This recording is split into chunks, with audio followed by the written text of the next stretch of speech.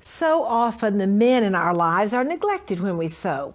Today, we'll give them a little attention and share with you some twin needle embellishments on a man's project with our guest, Steve Jeffery. We'll also share how to create a sew booking page with a fundraising theme. That's not all. We have machine embroidery magic. We're going to have a wonderful time in the sewing room today. You are the guest of honor. Thank you for joining me.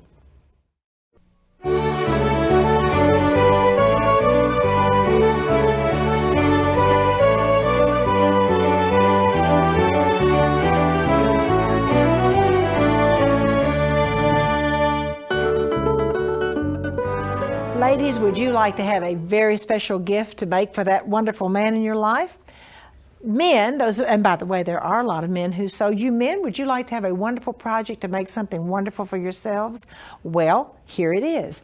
This is a beautiful tie, a silk tie, silk dupioni, embellished with double needle pin tucks. Isn't that elegant?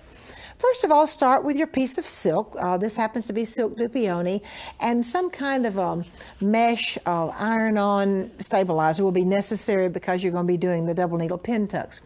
Take your tie front and your tie back pattern, and of course your front lining and back lining patterns. Now, before you actually do the embellishment, you're going to trace about an inch extra, trace around on your fabric, trace these patterns. You can go ahead and cut out your front lining and back lining. Now we're going to use a double needle pin tuck foot and a double needle. This one happens to be a 2.0, which works great on the silk. Go ahead and run your double needle pin tucks, just having a really, really good time. Then put your tie pattern back on your embellished fabric. Go ahead and cut out your pieces, and now you're ready to construct the tie. I am so pleased to have as my guest today my very dear friend, Steve Jeffery. Steve is president of Baby Lock USA. Steve, welcome to the show. Well, thank you, Martha. It's a pleasure to be here and always an honor to come here to be a part of your show. Thank you. And I love your tie. It is a beautiful tie. Okay. It really Show is us the tricks. Well, with the tie, you can choose, of course, any style of fabric that you like, but traditionally, silk is the preferred fabric. So we started with our piece of silk. First thing we had to do is stabilize it on the back using a fusible stabilizer to give it the body it needs. So when we go into our twin needle embellishment, it holds up and will not shrink the fabric. Next thing we do, as Martha stated, we take our pattern and we draw it out on the fabric. Now, as Martha also stated, we need to leave about an inch clearance around the tie so that when we do our twin needle embellishment, it will allow for the shrinkage that happens in the fabric when you start stitching the fabric. Now there's the lining on the front and the back, and we really don't need to do any embellishment there, so we'll leave that go for now. Next, we're going to show you how to do this beautiful embellishment. Now we use the tools for this is a pin tuck foot and a twin needle. And when we sew this, the fabric is actually pulled up into the pin tuck to create a really cool surface embellishment. Now run it here. You're just going to curve it around. And you can curve it, you can sew circles, you can start and stop, you can do crossovers, all to give the effect you want or the style you want on the tie that you're making for yourself or that special someone.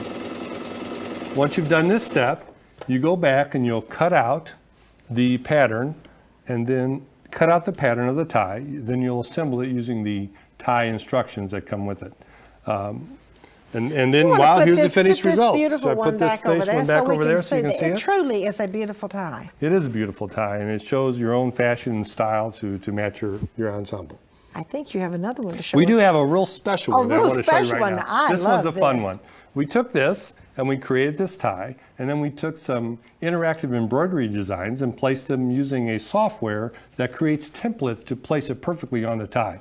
And this is a real fun way to create a tie for those special occasions that you want to share with your friends and family. Now that looks like a 4th of July, but Steve, earlier in the year, I found out that there are a lot of elementary teachers and elementary school principals and people involved in the education business, and they love ties with things of children on them. Well, so it's that'd be a great yes. place to wear where you're working with kids. Absolutely. It's the way they express their creativity and their style. And the kids love them They too. do. The kids love them. Steve, thank you so much. And now Steve has some sewing inspirations for you.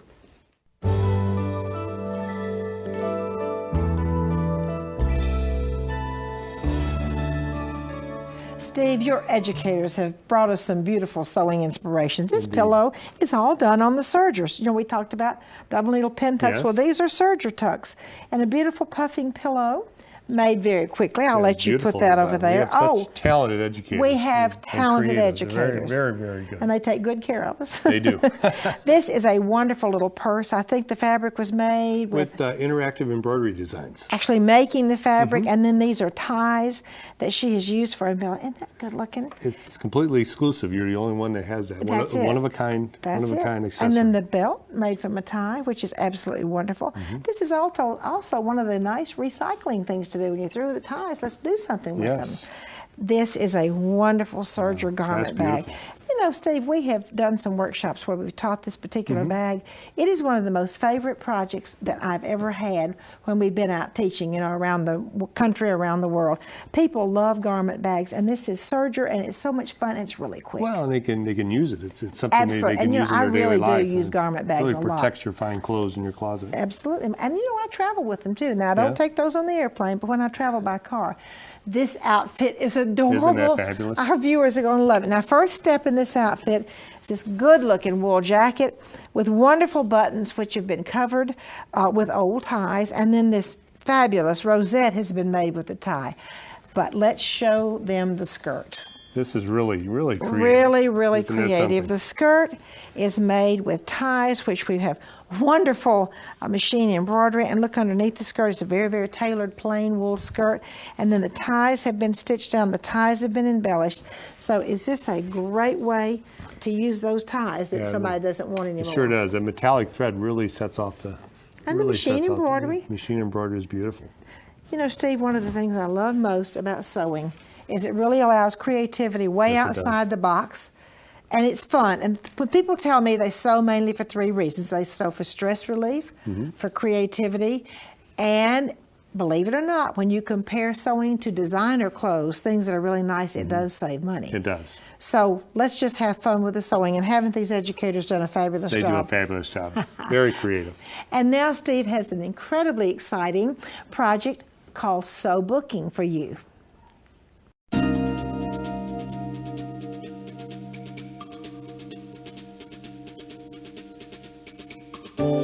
Steve, I'm really excited about our sew booking page you have, and our viewers will be really interested in knowing that this sew booking page is really to commemorate Steve and his son riding in an event to raise money for the American Diabetic Association. Yeah, my youngest son, this is an event that's near and dear to my heart. My youngest son does have type 1 diabetes, so his older brother, my oldest son, and I trained to ride in these fundraising bike rides, and to commemorate those occasions, we've created some scrapbook pages that we want to share and show what we do to embellish here. First, we took some great pictures. This is when we had finished riding 150 miles this particular day. It took us about 49,000 pedals during that ride. But what we did, we took some pictures and put some paper behind it. Then we got some scrapbook stickers that are the theme of the bike ride, and we put those on there as well. And then we embroidered a thermometer to show our fundraising goal with some Christmas stencil on top that we hand stitched down or machine stitched down. And we did that to show that we had exceeded our goals for this wonderful event that helps so many people. There was about 3,000 riders that participated in this particular event. And I love your little ribbon that you have embroidered a bicycle on. How much fun! Well, we did that just to put a little color into it, a little style, a little flair. And you do that with the machine. I'll demonstrate for you if you like that. You just have to take your ribbon. Let me pull this off here. And you have to stabilize that ribbon so that it will hold the stitches that you're going to put on it. So you put some fusible stabilizer on the back of that ribbon, put it on your machine, and simply stitch it. And the machine will, and there's several designs you can pick to put on it, but we picked a bicycle for this one, and we chose a different stitch for this. But it is a beautiful way to put a little style to a little color and to put a finishing touch on your scrapbook page. Well, to write on the ribbon, you can put names, you could put events, you could put dates of anniversaries, birthdays. I just think the whole concept of using our sewing machines and scrapbooking is really, really fun. It's a fabulous And Steve, idea. thank you so much for all the effort that you have made and are making on behalf of the American Diabetic Association. And I know our viewers, many of you are involved in sewing from the heart, or in doing something for those less fortunate, or in trying to help to cure some diseases such as diabetes and others. It's my Steve, pleasure. thank you so very much. Thank you. Thank you for your support as well. You're very welcome. And now we have a machine embroidery idea to share with you, and it's really nice.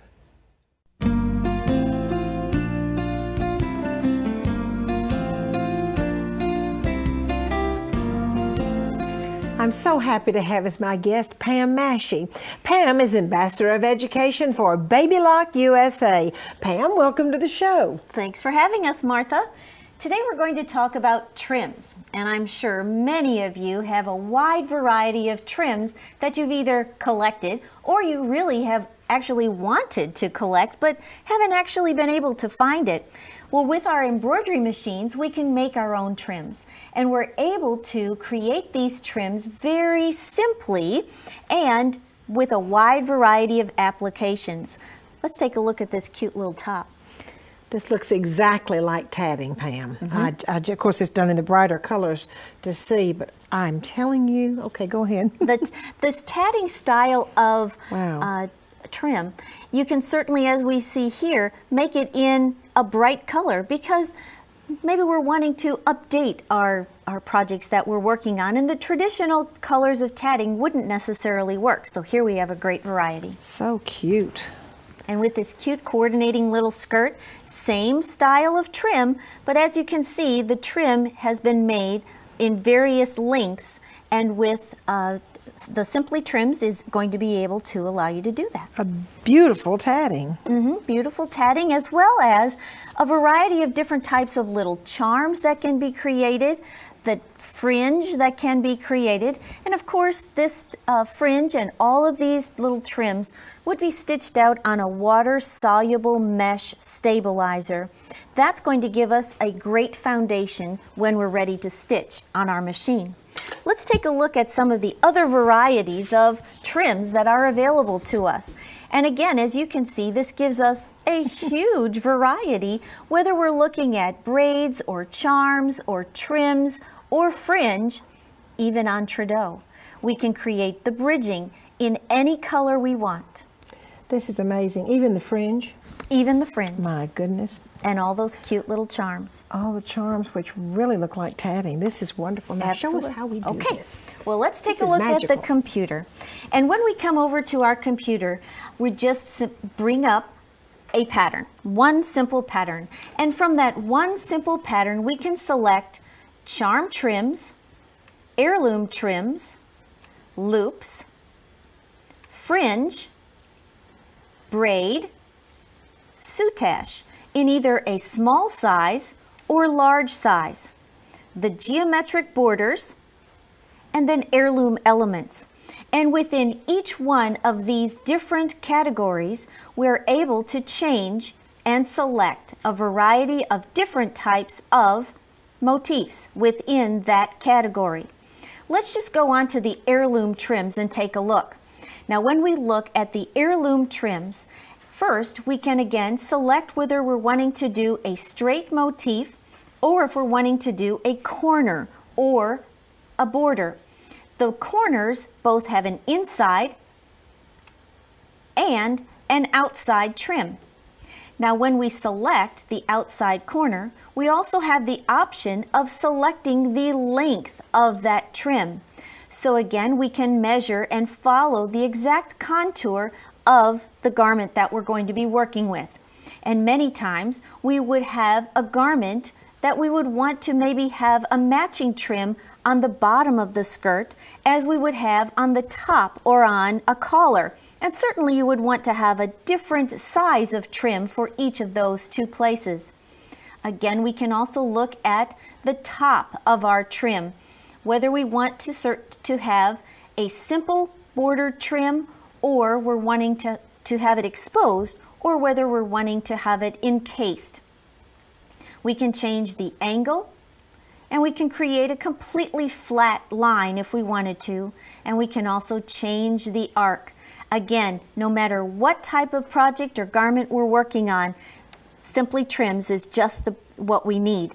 We're going to then take that program or the design that we've created, and we're going to write it to either our jump drive, or we're going to directly connect to our sewing machine with the USB cable right it to the machine, hoop the stabilizer, and we're ready to sew. Pam, thank you so much. This has been so much fun.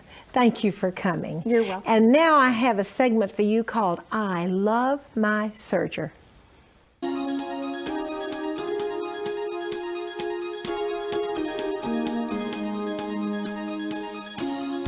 I'm so happy to have as my guest today Alicia Welcher from California. Alicia is a Martha Pullen licensed teacher. She teaches at the Martha Pullen School of Art Fashion, and she is an educator for Martha Pullen Company and So Beautiful magazine. Alicia, welcome to the show. Thank you, Martha. Show us what you're doing right here. Today we're going to talk about making ribbon edges with your serger.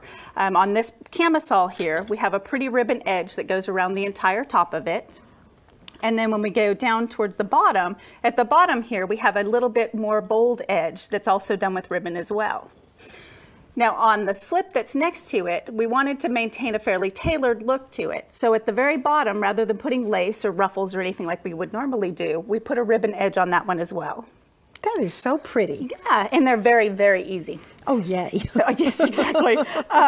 Okay, so what we're gonna do here, this is the ribbon edge that is on the bottom of the slip.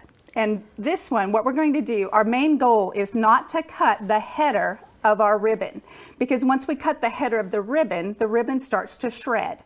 So what we're going to do is we're going to move the ribbon over from the lace about 1/4 of an inch or so, and we're going to take this, I'm going to take this now to the serger, and we're going to serge it. What we're going to be paying attention to when we serge this is at the tip of the toe of most serger feet, there are a couple of notches, and those notches indicate exactly where your needles are in your machine. So you want to keep the header of the ribbon outside of the knife, but inside of the notch where the needle mark is.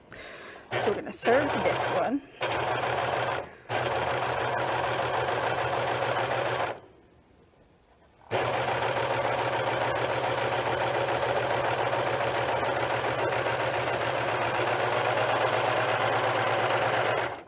And what we wind up with is an edge where you can tell that we haven't cut the header of the ribbon at all, because we can still see a portion of the fabric that was underneath it. This one shows what we've done is we have stitched it, and then we flip it over to the outside, and what we're going to do is we're going to take that ribbon and we're going to encase the seam that we just made. Then we're going to top stitch this with the sewing machine right in the ditch where the stitch originally formed. And that is going to create our beautiful hem. It is such a pretty hem. It's very pretty. Now the other one that we have that's a little more bold, that was at the bottom of the camisole, that one, what we do is we take a 2-inch piece of ribbon, we fold it in half, and then we're going to stitch it to a piece of knit. Now when we stitch ribbon to knit, we need to be able to pin it every so often, because we have a fabric that stretches and a ribbon that does not stretch. So we're going to pin that every so often. We're going to serge it in exactly the same manner we did the other. This time the difference though is going to be that when we flip it to the other side, or we press it to the other side, we are actually going to press the seam allowance this time towards the knit fabric and not towards the ribbon. If we had pressed it towards the ribbon, then it has a chance of flipping out.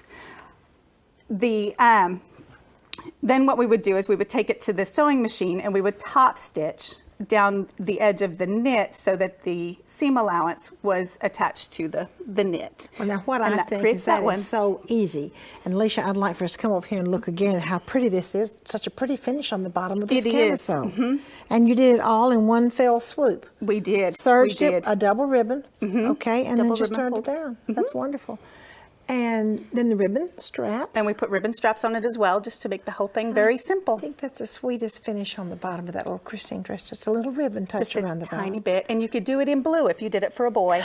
Absolutely. That would be nice, It would wouldn't be beautiful. Oh, thank you so much, Alicia, You're for making welcome. this all so easy, which is what we know we love. Easy and pretty. Yes. And now I have a piece from my vintage collection to share with you.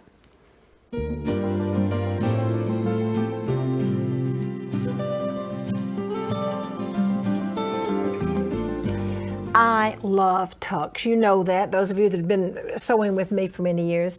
This dress has little bitty pin tucks, of course not made with double needles, but made by hand. Pin tucks, it has a mitered bodice, more pin tucks.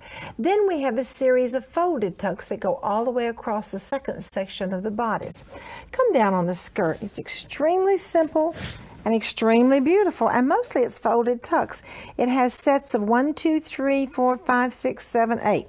Sets of 8 tucks, four sets of 8 tucks, and a beautiful edging gathered around the bottom.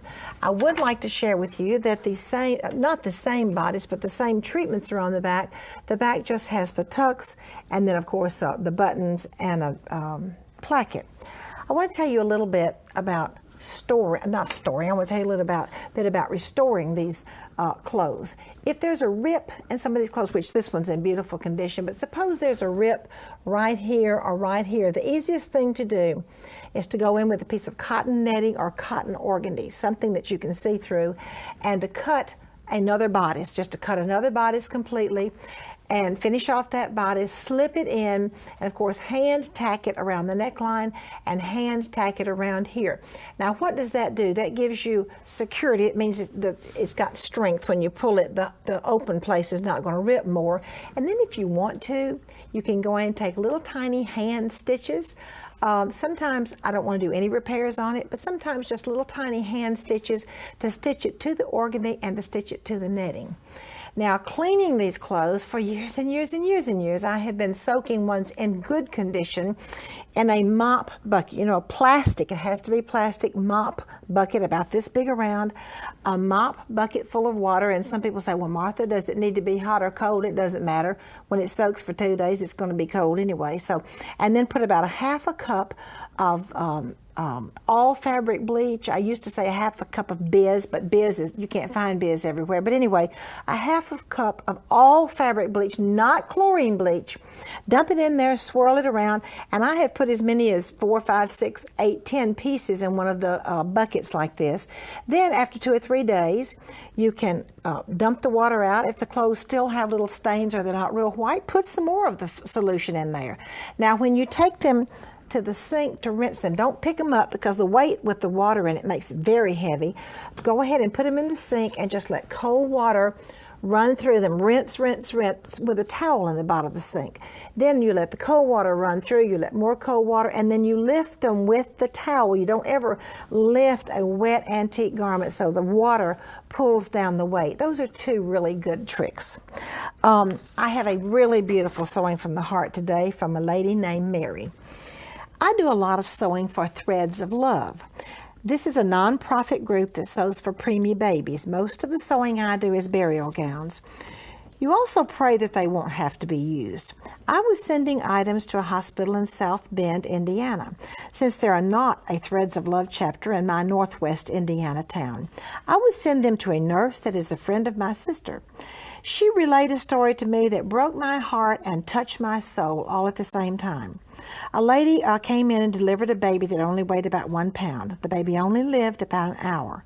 The mother was beside herself with grief and through the whole thing, of course, and it was so sad that she had nothing to bury her baby girl in. The nurse told her she would be right back. Cheryl dressed the baby, that's the nurse, dressed the baby in the burial gown, bonnet, booties, and blanket that I had made. A doctor stopped her and wanted to know where she found the clothes that would fit. And the nurse looked at him and said they were made by an angel. He was so touched that he started crying. When she got back to the hospital room with the baby completely dressed, the mother just cried and cried. She was devastated that she lost her daughter, but so happy that she would be dressed so beautifully to go back to God. Hugs and love, Mary.